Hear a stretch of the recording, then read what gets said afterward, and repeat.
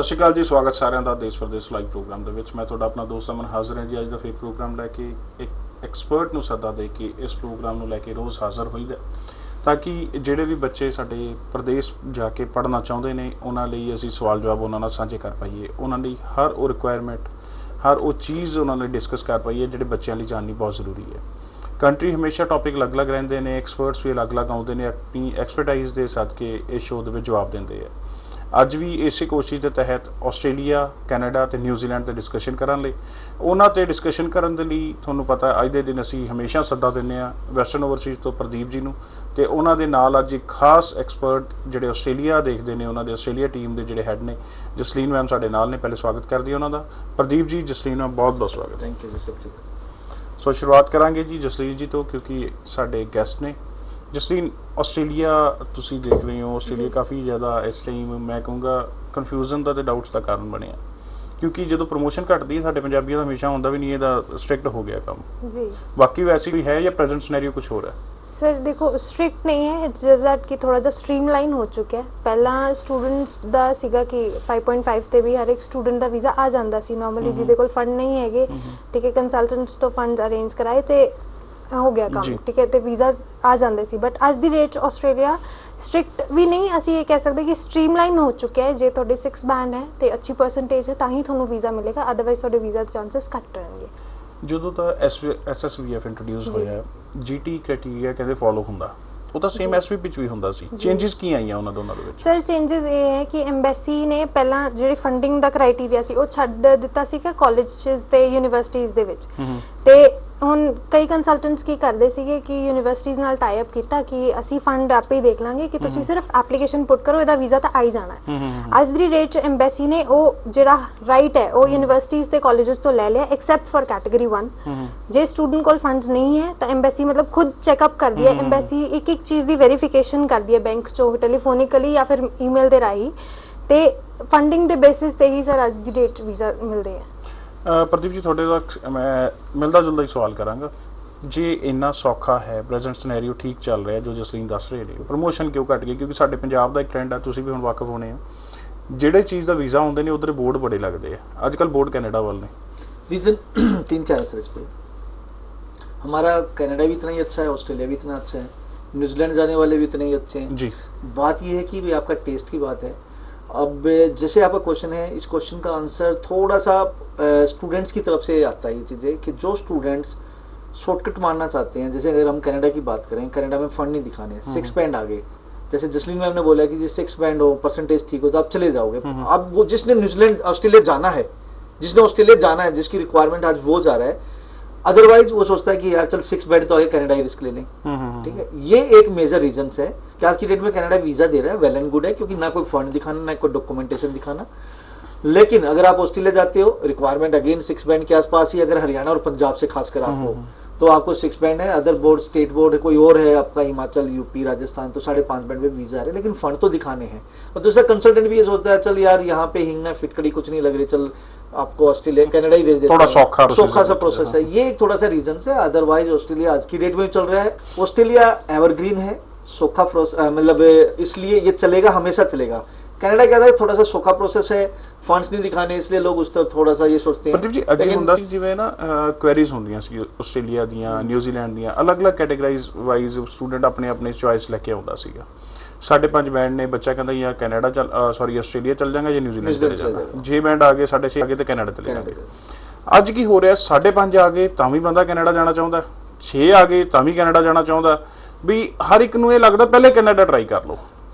ਉਹਦਾ ਰੀਜ਼ਨ ਕੀ? रीजंस देखो, एक तो 2 ईयर की स्टडी करनी है, 3 साल का वर्क वीजा है, ठीक है, और दूसरा फंड्स नहीं दिखाने हैं, एम्बेसी वीजा दे रही है, और 5.5 बैंड पे 5 बैंड पे लोग इसलिए रिस्क ले रहे हैं क्योंकि आज की डेट में कुछ शरारती तत्व मार्केट में बहुत ज़्यादा आ गए। परसेंटेज सिर्फ वही 10% है ऐसे स्टूडेंट्स की जो 5 विदाउट आयल्स या 5 बैंड या 5.5 बैंड पे लगाएंगे। 90%, 80-85% उनके रिफ्यूजल्स हैं आज की डेट में भी, लेकिन रिस्क ले रहे हैं लोग। स्टूडेंट को भी लगता है कि यार 5 बैंड पे इतना बड़ा नाम कनाडा, क्या पता ले ही ले, रिस्क हो ही जाए। तो ये सब चीज़ें हैं। अदरवाइज आज की डेट में कंट्री सारे चल रहे हैं। आपने कनाडा जाना है, 6 बैंड लेने की कोशिश करो। अगर आपने ऑस्ट्रेलिया जाना है आप स्टेट बोर्ड से हरियाणा पंजाब से try to get 6 band, otherwise किसी और बोर्ड से तो 5.5 बैंड भी वीजा है। ਤੁਸੀਂ ਬੋਰਡ ਦਾ ਬੜਾ ਜ਼ਿਕਰ ਕਰ ਰਹੇ ਹੋ, ਮੈਂ ਇੱਥੇ ਪੁੱਛਣਾ ਚਾਹੁੰਦਾ ਜਿਹੜੀ ਅਸੀਂ ਪਹਿਲਾਂ ਗੱਲ ਕਰਦੇ ਸੀ ਵੀ ਪੰਜਾਬ ਬੋਰਡ ਨੂੰ ਲੈ ਕੇ ਸਟੇਟ ਬੋਰਡ ਨੂੰ ਲੈ ਕੇ ਦਿੱਕਤ ਹੈ, ਫਿਰ ਗੱਲ ਆਈ ਵੀ ਨਹੀਂ ਉਹ ਜਿਹੜੀ ਪ੍ਰੋਬਲਮ ਸੀ ਸੋਲਵ ਹੋ ਗਈ ਹੈ, ਹੁਣ ਫਿਰ ਉਹ ਚੀਜ਼ਾਂ ਸੁਣਨ ਨੂੰ ਆ ਰਹੀਆਂ ਵੀ ਏਐਲ ਕੈਟਾਗਰਾਈਜ਼ ਜਿਹੜੀ ਇੰਸਟੀਟਿਊਸ਼ਨਸ ਨੇ ਉਹ ਥੋੜਾ ਜਿਹਾ ਕਰ ਰਹੀਆਂ ਵੀ ਸਟੇਟ ਬੋਰਡ ਅਸੀਂ ਪੰਜਾਬ ਬੋਰਡ ਨਹੀਂ ਲੈਣਾ, ਵਾਕਈ ਸੱਚਾਈ ਇਹਦੇ ਵਿੱਚ? सच्चाई है, एक टेफ ऐसे है, टेफ साउथ ऑस्ट्रेलिया, उन्होंने स्टेट फॉरवर्ड लिखा है कि we are not accepting state board, खासकर हरियाणा पंजाब स्टूडेंट्स। तो उनको इसके पीछे रीजंस है, एक तो यहाँ से सबसे ज्यादा बच्चे जाते हैं, जब वहां पे जाके एग्जाम्पल सेट होता है कि कोई बच्चे ने बंक मारा, कॉलेज नहीं गया, इलीगल हो गए, तो मेजोरिटी ऑफ द स्टूडेंट्स कहाँ गए? हरियाणा पंजाब, ठीक है। और कौन सा बोर्ड? हरियाणा पंजाब बोर्ड। तो वो एक माइंड सेट हो गया वीजा ऑफिसर का भी, उधर से कॉलेज और यूनिवर्सिटीज का भी, कि सबसे ज्यादा बच्चे ये आते हैं, और कहीं ना कहीं स्टेट बोर्ड में लीनियंसी भी बढ़ती जाती है। पीछे ये भी हुआ, मैं कुछ मतलब कुछ और अपने एसोसिएट्स के साथ बैठा था तो ये बातें निकल के आई थी कि एम्बेसी ने भी कहीं वेरिफिकेशन की, या जैसे हरियाणा बोर्ड या स्टेट बोर्ड अपना पंजाब बोर्ड पे, तो निकल के आई कि एक बच्चे के इंग्लिश में 80% मार्क्स आते हैं लेकिन उनके 5.5 बैंड आते हैं, तो 80% कैसे दे देते हो? बोलते जी हम लीनियंसी बढ़ते हैं। तो ऐसी कुछ चीजें हैं, ये एक मतलब एक माइंड सेट हो चुका है कमीशन का।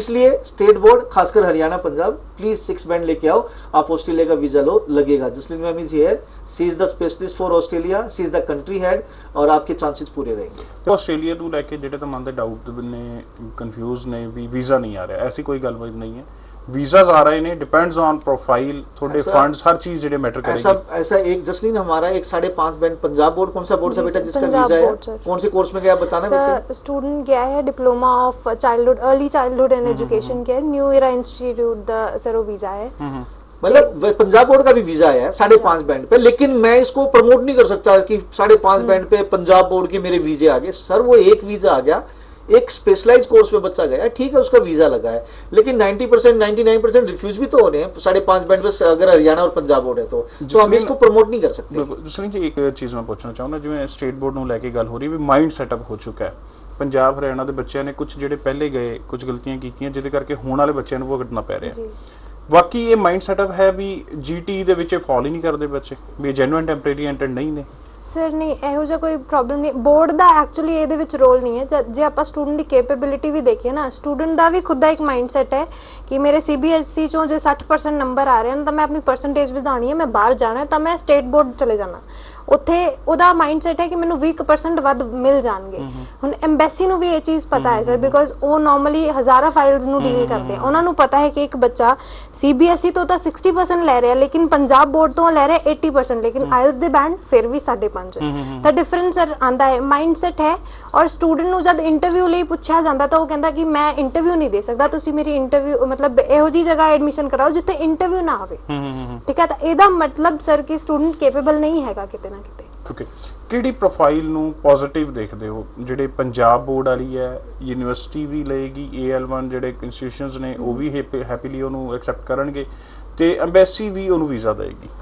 ਸਰ ਇੱਕ ਤਾਂ ਚੇਂਜ ਆਫ ਬੋਰਡ ਨਾ ਹੋਵੇ, ਸੀਬੀਐਸਈ ਟੂ ਸਟੇਟ ਬੋਰਡ ਨਾ ਸ਼ਿਫਟ ਹੋਵੇ, 6 ਬੈਂਡ ਹੋਣ, ਪਰਸੈਂਟੇਜ ਜੇ ਸਟੇਟ ਬੋਰਡ ਹੈ ਤਾਂ 65% ਮੇਜਰ 4 ਦੇ ਵਿੱਚ ਹੋਵੇ, ਸੀਬੀਐਸਈ ਜੇ ਸਟੂਡੈਂਟ ਹੈ ਤਾਂ 60% ਮੇਜਰ 4 ਦੇ ਵਿੱਚ ਹੋਣਗੇ। ਇਹ ਪੋਜ਼ਿਟਿਵ ਪ੍ਰੋਫਾਈਲਸ ਮੰਨੀਆਂ ਜਾਂਦੀਆਂ ਸਰ।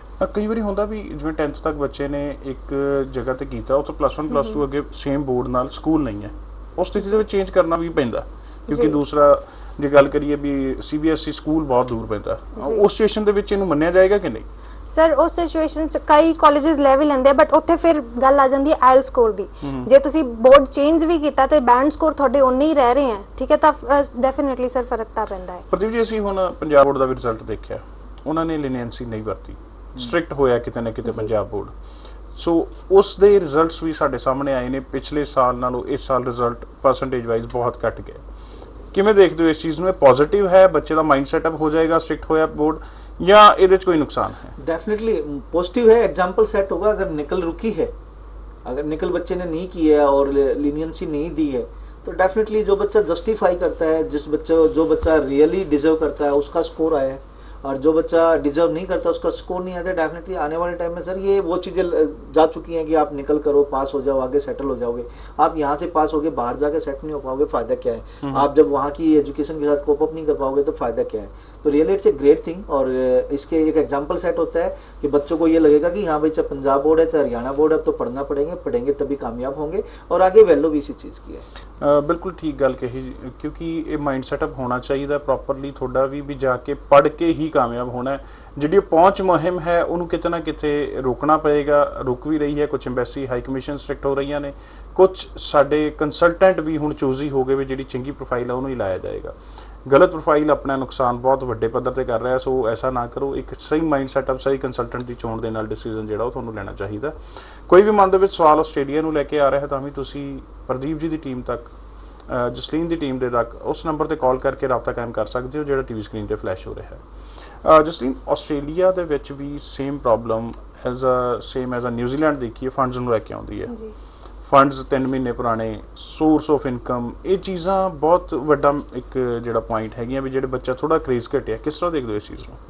सर देखो, फंडिंग इन्ना वड्डा इशू नहीं हुंदा। जे स्टूडेंट इन्नी फीस अफोर्ड कर सकता है तो एम्बेसी एक्सपैक्ट करती है कि उहदे कोल अगे, सपोज जे 3 साल का कोर्स है तो उहदे कोल अगे दी भी फीस होनी चाहिए है। बिकॉज इत्थों स्टूडेंट मोस्टली की करता कि बस तुसीं मैनूं इस साल बाहर भेज दो, मैं उत्थों ही अर्न करके अपनी फीसिस कढ लूँगा। बिल्कुल ठीक है जी। ते एम्बेसी एक्सपैक्ट करती है कि जे तुसीं स्टूडेंट वीज़ा ते आ रहे हो तो तुहाडा ओनली मोटिव सिर्फ स्टडी होना चाहिए, ना कि काम करना होना चाहिए। GTE basically genuine temporary intent हो गया। फाइनेंशियल साउंड होने चाहिए, आपके पास पैसा होना चाहिए, आप पैसा होगा तभी आप जा पाओगे। अफोर्डेबिलिटी बेसिकली दिखानी पड़ेगी जी। और पेरेंट फंड्स के साथ साथ आज की डेट में मोस्टली कॉलेज तो वैसे 3 मंथ ओल्ड मांगते हैं, कुछ कॉलेज ऐसे हैं जो आज की डेट में रिसेंट फंड भी ले रहे हैं विद सोर्स।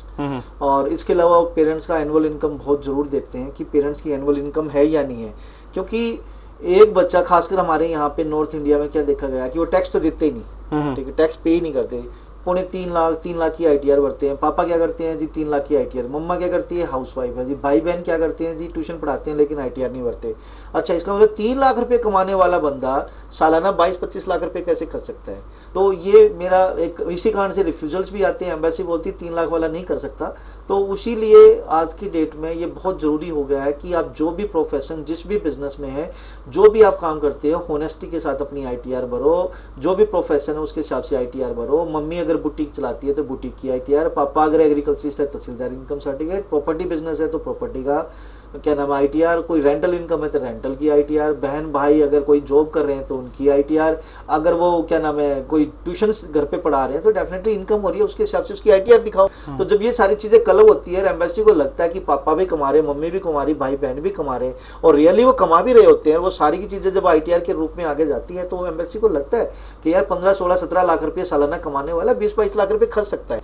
तो ये बहुत बड़ी जरूरत है। तो रिक्वेस्ट है कि आप अपने जो भी प्रोफेशन में उस हिसाब से अपने पैन कार्ड बना के ITR जरूर भरो, और खासकर स्टूडेंट भी अपना पैन कार्ड बनवाएं। जब आपकी अकाउंट से फीस आगे जाती है तो आज की डेट में सारे के सारे बैंक पैन कार्ड मांगते हैं। 50,000 से ज्यादा कोई भी ट्रांजेक्शन आज की डेट में विदाउट पैन कार्ड नहीं हो सकती।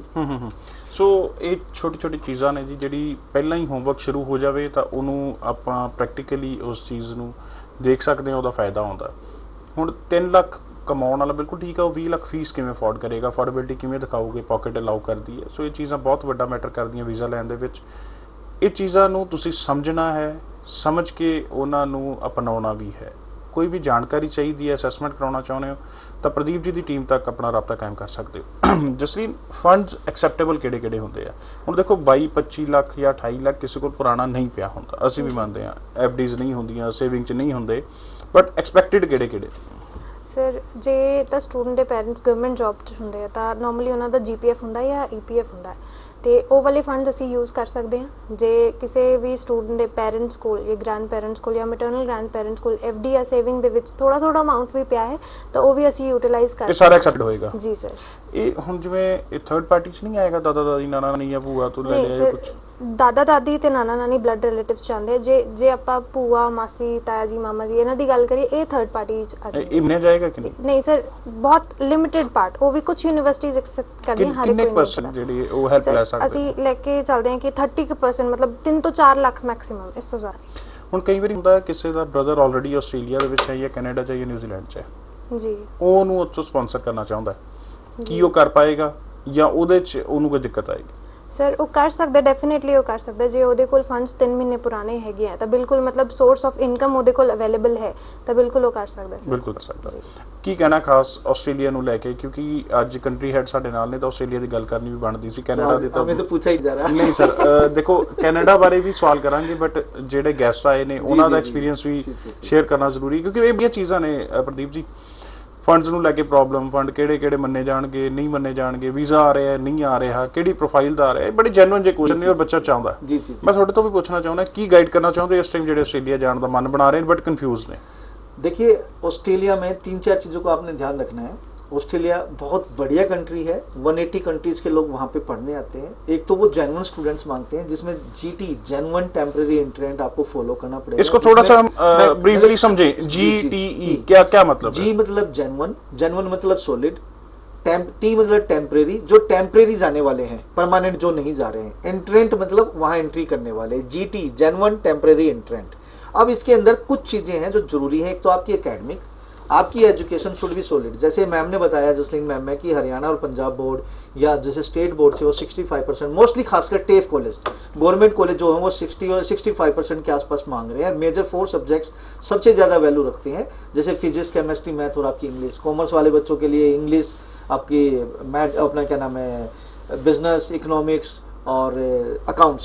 तो ये जो सब्जेक्ट्स हैं ये मेजर 4 सब्जेक्ट्स गिने जाते हैं। इनमें आपकी परसेंटेज बहुत अच्छी होनी चाहिए। अदरवाइज क्या होता है कि यहाँ पे बच्चों इनमें तो 50 और 55 आ गए, लेकिन फिजिकल एजुकेशन, कंप्यूटर में या फिर आपका म्यूजिक में 90% नंबर लेके 75 और 80% बच्चा कर लेता है, तो उसका कोई फायदा नहीं है। एम्बेसी समझ चुकी है इसमें।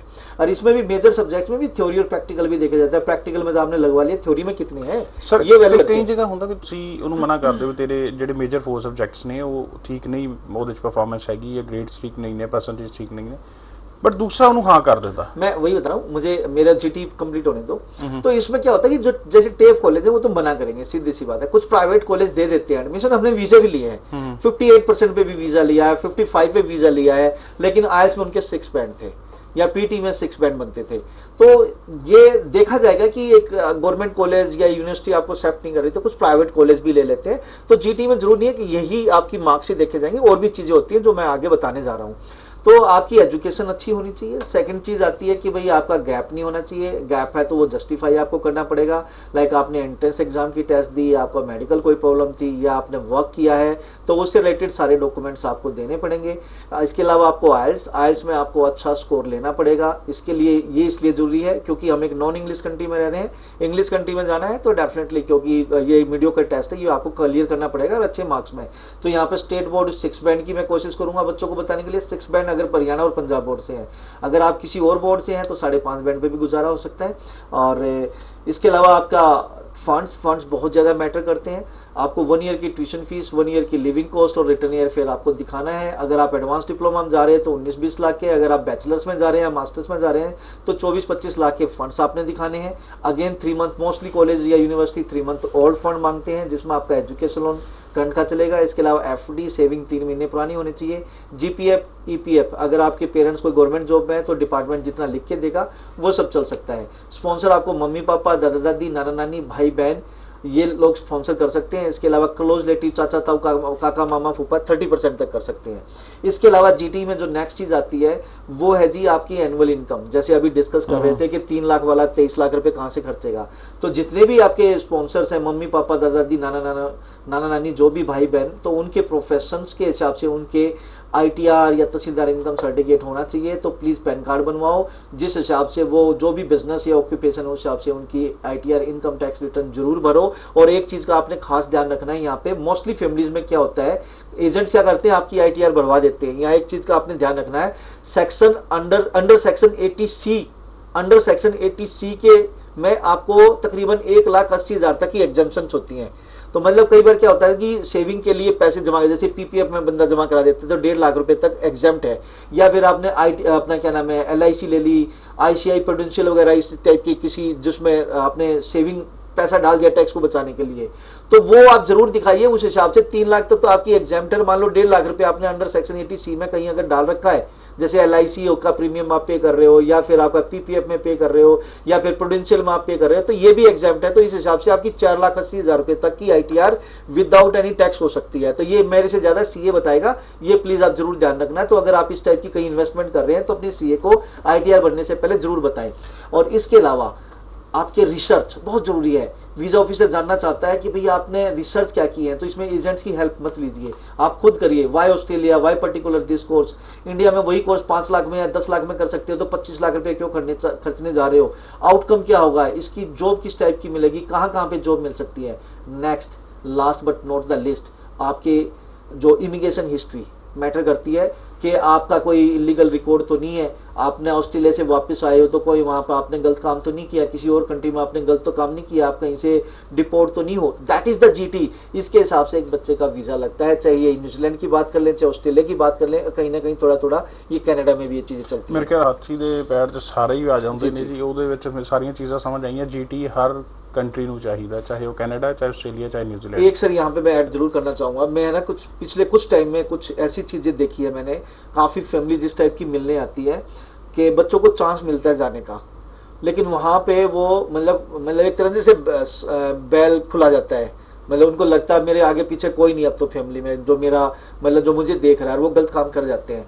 ऐसे मैंने बहुत से बच्चे देखे जो ऑस्ट्रेलिया से रिजेक्ट वापस आए, डिपोर्ट हुए हैं, न्यूजीलैंड से डिपोर्ट हुए हैं, UK से डिपोर्ट हुए हैं। रीजंस, पढ़ाई नहीं करते वहाँ जाके, और जैसे लड़की टीज गर्ल्स को छेड़ दिया, ठीक है, टैक्सी चला रहे हो तब एक मेरे नॉन ने ऐसे ही किया था, गर्ल को छेड़ दिया तो उसको क्या नाम है अपना जेल भी हुई। ऐसे एक बच्चा मुझे जलंधर ऑफिस में आकर मिला कि उसने क्या किया कि वहाँ पे एक लड़की को, गर्ल को छेड़ दिया, और उसको 2 महीने मिले, सिर्फ 2 महीने में उसको डिपोर्ट किया गया, वहाँ से वापस भेजा, और $2,000 का उस पर वो पड़ा, फाइन पड़ा, और सोशल वर्क उसको करना पड़ा। तो कहने का मतलब उसकी पढ़ाई खत्म हुई, 15 लाख 16 लाख रुपए लगा के गया, फीस मर गई और करियर भी खराब हो गया। तो ये प्लीज इस टाइप की कोशिश मत करिए, ये आपकी इमिग्रेशन हिस्ट्री खराब कर देती है। भगवान एक बार चांस देता है, बार बार चांस नहीं देता। बहुत अच्छे लकी इंसान हो तो हो सकता है बार बार आपको चांस मिल जाए, अदरवाइज चांस नहीं मिलता। ਛੋਟੀ ਛੋਟੀ ਟੈਕਨੀਕਲ ਚੀਜ਼ਾਂ ਨੇ ਜੀ, ਬਟ ਇਹ ਚੀਜ਼ਾਂ ਜ਼ਰੂਰੀ ਨੇ ਜਾਣਨੀਆਂ ਵੀ ਜਿਹੜੇ ਬੱਚਾ ਜਾ ਕੇ ਗਲਤੀਆਂ ਕਰ ਲੈਂਦਾ ਉਹ ਨਾ ਕਰੇ। ਕੁਝ ਸਕਸੈਸ ਸਟੋਰੀਜ਼ ਵੀ ਤੁਹਾਡੇ ਤੱਕ ਸਾਂਝੇ ਕਰਨਾ ਚਾਹੁੰਦੇ ਆ, ਕਿਉਂਕਿ ਇਹ ਚੀਜ਼ਾਂ ਜਿਨ੍ਹਾਂ ਨੇ ਸਮਝੀਆਂ ਉਹ ਸਕਸੈਸ ਵੀ ਹੋਏ ਨੇ। ਉਹਨਾਂ ਦਾ ਕੀ ਕਹਿਣਾ ਹੈ ਖਾਸ ਸਾਡੇ ਪ੍ਰਦੀਪ ਜੀ ਦੀ ਟੀਮ ਬਾਰੇ, ਵੈਸਟਰਨ ਦੀ ਟੀਮ ਬਾਰੇ, ਆਓ ਦੇਖਦੇ ਹਾਂ। Hi guys, I'm Atul.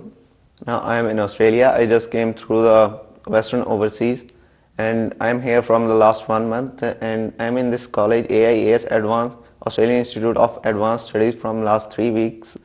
I have advanced diploma of engineering, and I personally suggest you to come in this college, study in this college, because the location of the college is very good, and as well if we talk about the teachers, they are really very good. They cope up with the students and they focus on each and every student, that he is able to understand or not. And rather from the bookish knowledge, they took us to the foundry on a previous some days. You can check that video on the Facebook, and within a coming couple of days we are again going to the foundry so that we can understand better. So I personally suggest you to come in this college. And if you talk about the location of this college, that's also very good, because the transport is easily available here. So I personally suggest you choose this college. Everyone, my name is Arshdeep Singh Sidhu from Sangrur. I applied my file from Western Overseas Chandigarh, and I got my visa in 15 to 20 days, and here is my visa, Switzerland. Thanks to Chandigarh team, especially Pradeep sir. If you guys want to go any country, just go to Western Overseas Chandigarh, and I think you will be very happy. My name is Jagwanbir Singh. I belong to Karnal district.